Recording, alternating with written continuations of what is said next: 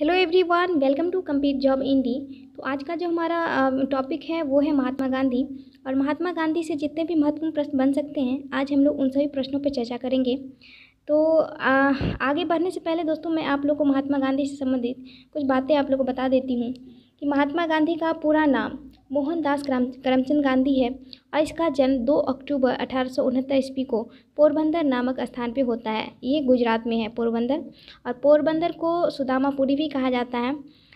इसके पिता का नाम करमचंद गांधी है और इसकी माता का नाम पुतलीबाई और इसकी पत्नी का नाम कस्तूरबा गांधी है, जिसके साथ महात्मा गांधी का विवाह 1883 ईस्वी में होता है। और बात करें इसके पुत्र की, इसके 4 पुत्र होते हैं, हीरालाल, मनीलाल, रामदास, देवदास। और इसके एक और पुत्र हैं, 5वें पुत्र हैं जो मुँह बोला पुत्र माना जाता है, तो वो उसका नाम था जमनालाल बजाज।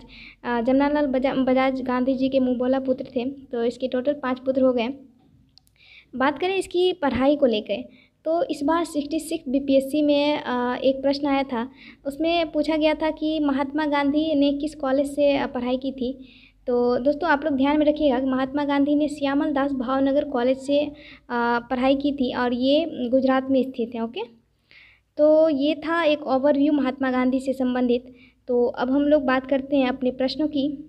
तो हमारा यहाँ पहला प्रश्न है, ये कथन किसने कहा, ऐसे जियो जैसे कि तुम कल मरने वाले हो, ऐसे सीखो कि तुम हमेशा के लिए जीने वाले हो। तो इसका सही आंसर हो जाएगा ऑप्शन ए, महात्मा गांधी। महात्मा गांधी ने ये कथन कहा था। और आजकल किसी भी एग्ज़ाम में आजकल कथन से काफ़ी ज़्यादा प्रश्न पूछे जा रहे हैं, तो आप लोग ये प्रश्न हमेशा ध्यान में रखिएगा कि ये कथन किसने कहा था। तो इसका सही आंसर हो जाएगा महात्मा गांधी। नेक्स्ट, अंतर्राष्ट्रीय अहिंसा दिवस कब मनाया जाता है। तो इसका सही आंसर हो जाएगा ऑप्शन ए, 2 अक्टूबर। 2 अक्टूबर 1869 ईस्वी को जन्म हुआ था और उसी के महात्मा गांधी के जन्म दिवस पर ही अंतर्राष्ट्रीय अहिंसा दिवस मनाया जाता है।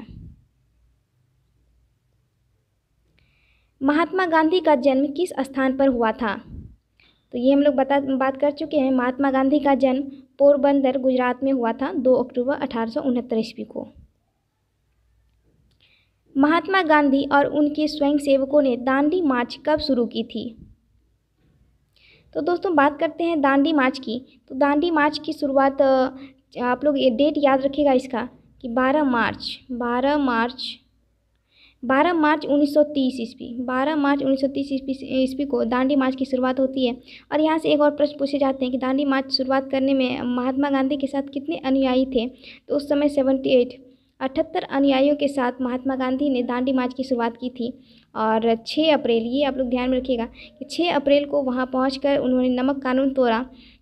तो इसलिए 6 अप्रैल भी आप लोग याद रखिएगा, 6 अप्रैल को नमक कानून तोड़ा गया था। और यहीं से सविनय अवज्ञा आंदोलन की शुरुआत हुई थी, दांडी से। अगर पूछा जाए कि सविनय अवज्ञा आंदोलन की शुरुआत कहाँ से हुई थी, तो वो आप लोग ध्यान में रखिएगा, वो दांडी से हुई थी सविनय अवज्ञा आंदोलन की शुरुआत। यहाँ से 2 प्रश्न पूछते हैं, ये आप लोग ध्यान में रखिएगा, क्योंकि बहुत बार ये कन्फ्यूज़न होता है विद्यार्थियों को कि साबरमती होना चाहिए या फिर दांडी होना चाहिए। तो ये आप लोग ध्यान में रखिएगा कि अगर आप लोग से पूछे कि दांडी मार्च की शुरुआत कहाँ से होती है, तो वो आप लोग ध्यान में रखिएगा कि दांडी मार्च की शुरुआत वो होती है साबरमती आश्रम से। साबरमती आश्रम से दांडी मार्च की शुरुआत 12 मार्च 1930 ईस्वी को होती है। और वहीं अगर पूछा जाए कि सविनय अवज्ञा आंदोलन की शुरुआत कहाँ से होती है, तो वो आप लोग ध्यान में रखिएगा, वो दांडी से होती है। क्योंकि जब साबरमती से दांडी मार्च की यात्रा हुई थी, दांडी पहुंचकर 6 अप्रैल 1930 ईस्वी को ही नमक कानून तोड़ा गया था और वहीं से सविनय अवज्ञा आंदोलन की शुरुआत हुई थी। तो इतना ये दोनों आप लोग ध्यान में रखिएगा कि सविनय अवज्ञा आंदोलन अगर पूछा जाए तो वो होगा दांडी, और दांडी मार्च पूछा जाए कहाँ से इसकी शुरुआत हुई थी, तो वो होगा साबरमती आश्रम से। ओके, तो इसका सही आंसर हो जाएगा ऑप्शन बी, 1930 ईस्वी। गांधी जी ने भारतीय राष्ट्र आंदोलन में किस आंदोलन के माध्यम से प्रवेश किया।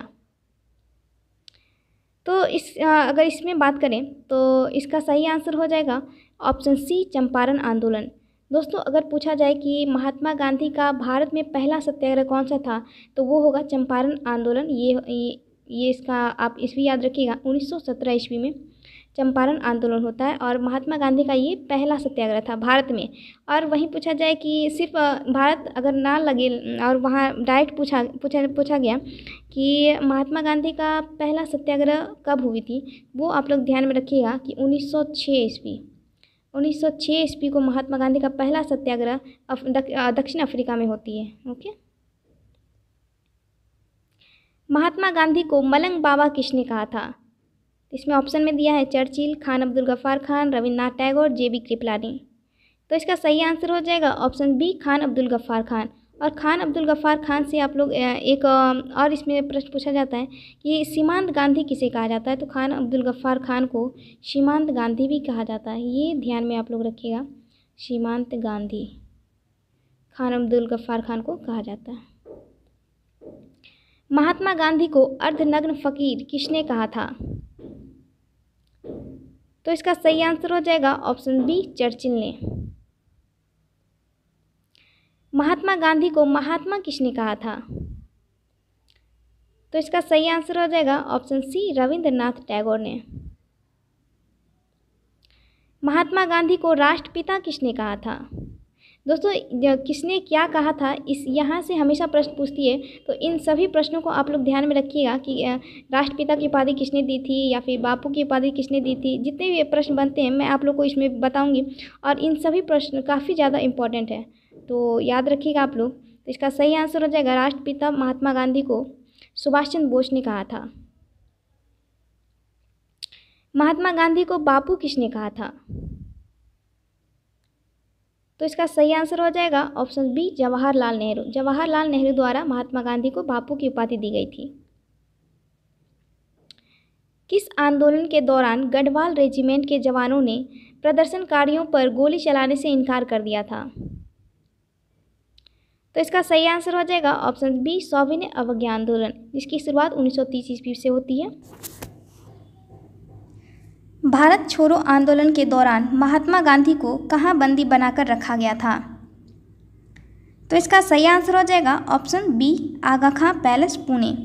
अब बात करें भारत छोड़ो आंदोलन की, तो भारत छोड़ो आंदोलन की शुरुआत 8 अगस्त 1942 ईस्वी को होती है बम्बई के ग्वालियर टैंक के मैदान से। और अगर पूछा जाए कि ये प्रस्ताव वर्धा प्रस्ताव प्रस्तुत किसने किया था, तो वो आप लोग ध्यान में रखिएगा। वर्धा प्रस्ताव जवाहरलाल नेहरू द्वारा प्रस्तुत किया गया था और अनुसमर्थन सरदार वल्लभ भाई पटेल द्वारा किया गया था। ओके। महात्मा गांधी और उनके स्वयं सेवकों ने साबरमती आश्रम से दांडी तक की यात्रा को कितने दिनों में तय किया था? ये काफ़ी ज़्यादा इंपॉर्टेंट है, ये आप लोग ध्यान में रखिएगा। और इसका सही आंसर हो जाएगा ऑप्शन सी, 24 दिनों में। साबरमती आश्रम कहाँ पर स्थित है? बात करें साबरमती आश्रम की, तो साबरमती आश्रम से पूर्व इस सत्याग्रह आश्रम की स्थापना की जाती है महात्मा गांधी द्वारा। ये भी अहमदाबाद के कोचरब नामक स्थान पे इसकी स्थापना की जाती है। और बात करें कोचरब की, तो कोचरब में उस समय प्लेग फैल गया था, इसलिए महात्मा गांधी इस सत्याग्रह आश्रम को 1917 ईस्वी में साबरमती ले जाता है और वहीं से इसका नया नाम साबरमती आश्रम पड़ा। निम्नलिखित में से कौन सी पुस्तक महात्मा गांधी द्वारा लिखी गई थी? तो इसमें दिया है सत्य के साथ मेरे प्रयोग की कहानी, यानी कि the story of my experiment with truth, Hind Swaraj, Satyagraha और उपयुक्त में से सभी। तो इसका सही आंसर हो जाएगा उपयुक्त में से सभी। ये सभी महात्मा गांधी की ही पुस्तक हैं। निम्नलिखित में से कौन सा आंदोलन भारत में महात्मा गांधी का पहला आंदोलन था? तो इसका सही आंसर हो जाएगा ऑप्शन डी, चंपारण सत्याग्रह 1917। ये बिहार में स्थित है चंपारण। 1920 ईस्वी में महात्मा गांधी ने किस आंदोलन की शुरुआत की थी? तो इसका सही आंसर हो जाएगा ऑप्शन बी, असहयोग आंदोलन। असहयोग आंदोलन की शुरुआत 1 अगस्त, ये डेट आप लोग याद रखिएगा, 1 अगस्त 1920 ईस्वी को असहयोग आंदोलन की शुरुआत होती है। 1982 की फिल्म गांधी में महात्मा गांधी का किरदार किसने निभाया है? ये काफ़ी ज़्यादा इंपॉर्टेंट क्वेश्चंस है, ये आप लोग ध्यान में रखिएगा। इसका सही आंसर हो जाएगा ऑप्शन बी, बेन किंग्सले ने महात्मा गांधी की किरदार निभाई थी। और वहीं बात करें नाथूराम गोडसे की किरदार किसने निभाई थी, तो वो आप लोग ध्यान में रखिएगा, हर्ष नैयर ने नाथूराम गोडसे की भूमिका निभाई थी। टाइम मैगजीन ने किस किस वर्ष में महात्मा गांधी को मैन ऑफ द ईयर घोषित किया था? तो इसका सही आंसर हो जाएगा ऑप्शन सी 1930 ईस्वी को। महात्मा गांधी की हत्या कब हुई थी? तो इसका सही आंसर हो जाएगा ऑप्शन बी 30 जनवरी 1948 ईस्वी को। महात्मा गांधी ने हिंद स्वराज नामक पुस्तक किस वर्ष लिखी थी? तो इसका सही आंसर हो जाएगा ऑप्शन बी 1909 ईस्वी में। प्रसिद्ध गांधी इरविन समझौता किस वर्ष संपन्न हुआ था?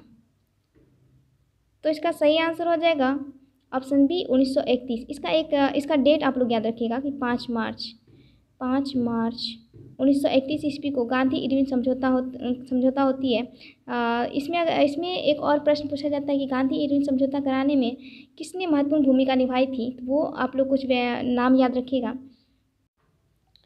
इसमें पहला था M.R. जयकर और एक और हैं श्रीनिवास शास्त्री और तेज बहादुर सप्रू। इन तीनों ने गांधी इरविन समझौता में काफ़ी ज़्यादा महत्वपूर्ण भूमिका निभाई है।